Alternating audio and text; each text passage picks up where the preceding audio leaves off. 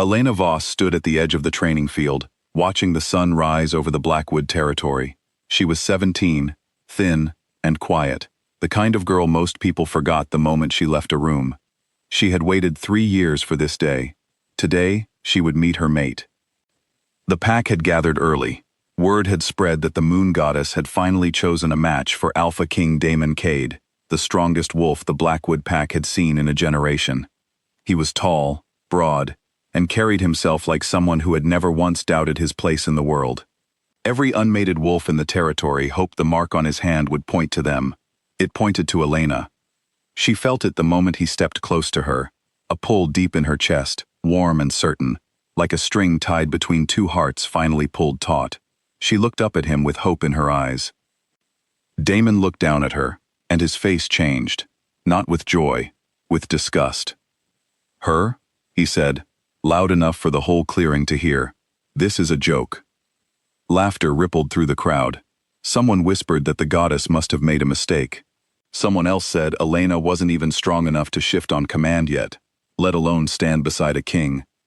Damon didn't lower his voice. "I reject you as my mate, Elena Voss. I will not spend my life bound to someone this week." The words hit her like a blow, but Elena did not cry. She did not fall to her knees the way rejected mates were expected to, the way stories said a wolf's heart would shatter and never heal. Instead, she laughed. It was a short, sharp sound, and it silenced the crowd faster than any command could have. Damon's eyes narrowed, caught off guard. "Careful, Alpha King," Elena said, her voice steady despite the tears burning behind her eyes. "One day you'll wish you had chosen differently." Then she turned and walked away, and by nightfall, she was gone from the territory completely. Search parties found nothing. After a week, the pack assumed she was dead, killed by rogue wolves or the cold of the northern woods. Damon told himself he felt nothing. He told himself for a long time. 5 years passed. The Blackwood pack that Damon ruled was not the pack it once was. On the surface, everything looked strong. Their walls were high, their warriors were many, and neighboring packs still spoke his name with caution. But something had gone quiet inside him.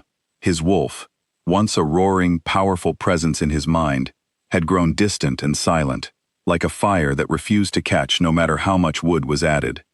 He slept poorly, he led without instinct, relying only on strategy and strength, because the part of him that used to sense danger before it arrived, the part every alpha depended on, simply wasn't there anymore. His advisors whispered about it, though never to his face. They called it the rejection curse, an old story about what happened to alphas who turned away a true mate. Damon didn't believe in curses. He believed in mistakes, and he had made one 5 years ago, though he would never have said so out loud. Everything changed on the morning the Ember Wolves arrived. The Ember bloodline was something out of old stories, a pack so ancient and powerful that most wolves alive had never expected to meet one of them. A century ago, the Ember Wolves had vanished entirely, wiped out, most believed, in a war that no longer had living witnesses. For them to arrive now, at the gates of the Blackwood territory, sent a wave of nervous energy through the entire pack. Damon stood at the top of the stone steps leading to his hall, watching the gates open. He expected an envoy, perhaps an older wolf carrying the weight of a forgotten lineage.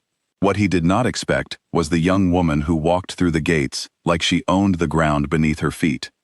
She wore deep red, the color of the Ember bloodline, and her presence alone made the guards straighten and step back without being told. Her hair was longer now, her frame stronger, but Damon would have known her anywhere. Elena Voss was alive, and she was no longer the girl he remembered.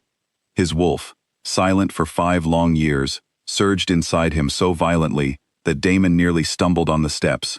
It was as if something that had been sleeping had suddenly woken up and remembered exactly what it wanted. Elena did not look at him with the same hope she once had. She looked at him the way a queen looks at another ruler, polite, distant, entirely unaffected. "Alpha King Damon," she said, giving a small, formal bow. "I am here on behalf of the Ember Pack to discuss a treaty between our territories." Damon opened his mouth, but no words came. Around him, his advisors exchanged startled glances. The Ember Pack had a survivor, and that survivor was the same woman their king had once rejected in front of the entire territory. "You're alive," Damon finally managed. "Clearly," Elena said, without a trace of warmth. "Shall we begin the negotiations? Or would you prefer to keep stating the obvious?" The following days were unlike anything Damon had experienced as king. Elena handled every discussion with a calm confidence that unsettled him more than any threat could have. She knew pack law inside and out. She understood territory agreements, trade routes, and defense treaties better than wolves who had studied such things their entire lives. She did not need his approval, his protection, or his validation. She simply did not need him at all. And that, more than anything, was what broke through the last of his composure. Late one evening, after a long day of negotiations, Damon found her alone on the balcony, overlooking the training field, the same field where he had rejected her 5 years earlier. He approached slowly, unsure of his welcome. "You survived," he said quietly. "How?" Elena didn't turn to look at him. "The Ember bloodline was never extinct. We were hidden, waiting for the right time to return. When I left this territory, I found what remained of my true family. They trained me. They taught me who I really was." "I didn't know," Damon said. "You didn't ask," Elena replied. "You didn't want to know anything about me. You only saw a weak girl who embarrassed you in front of your pack." Damon flinched at the truth in her words. "I was wrong." "I know," Elena said simply, "but knowing that doesn't change what happened." He stepped closer, and this time, his wolf pushed hard against his control, desperate to close the distance between them completely. "The bond hasn't broken," he said. "I feel it, even now, stronger than before." Elena finally turned to face him, her expression unreadable. "Rejections don't erase bonds, Damon. They only poison them. That's why your pack has been struggling. That's why your wolf has gone quiet. You didn't destroy what connects us, you just refused to honor it." Damon absorbed this in silence. Somewhere deep inside, he had always suspected it, even as he denied the old stories about curses and consequences. "Then let me fix it," he said. "Let me earn it back." "You can try," Elena said, "but I am not the same girl who begged for your acceptance 5 years ago. I don't need it anymore. If you want this bond, you will have to prove you deserve it. Not because tradition demands it, but because you have become someone worth choosing." Word of Elena's return, and her connection to the Alpha King, spread quickly through the neighboring territories. Other alphas, eager to gain influence over the powerful and long-lost Ember bloodline, began sending envoys of their own, some offering alliances, others offering something far more personal. One alpha, Rurik of the Ashfall Pack, arrived not with gifts, but with a formal challenge, invoking an old law that allowed a rival alpha to claim an unbonded mate through a test of strength, should the original mate be considered abandoned. Damon's rejection, technically, had left Elena unclaimed. Rurik intended to use that loophole to his advantage. The challenge was set for the following evening in the central courtyard, witnessed by representatives from every territory involved in the treaty discussions. Damon knew what was at stake. If he lost, Elena would be bound to Rurik under pack law, regardless of what she wanted. It was an old rule, unfair and outdated, but still recognized among the older packs. Elena tried to argue against it, insisting she could speak for herself, that no test of strength should decide her fate. But tradition, especially among the older alphas present, held firm. The challenge would proceed. That night, Damon did not think about his pride or his title. He thought about the years he had spent pretending the rejection hadn't cost him anything, when in truth, it had cost him everything that mattered. He thought about Elena walking away from him 5 years ago, steady and unbroken, while he had been the one left hollow. The challenge itself was swift and demanding, testing endurance and control, rather than brute violence, as pack law required.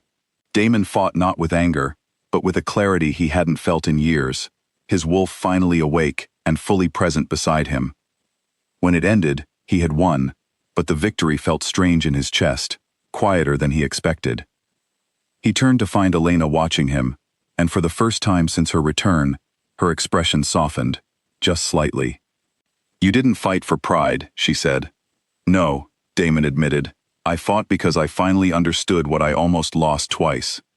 In front of the gathered representatives, Damon did something no Alpha King before him had done. He knelt. 5 years ago, I rejected the truest gift the goddess ever offered me, he said, his voice carrying clearly across the courtyard.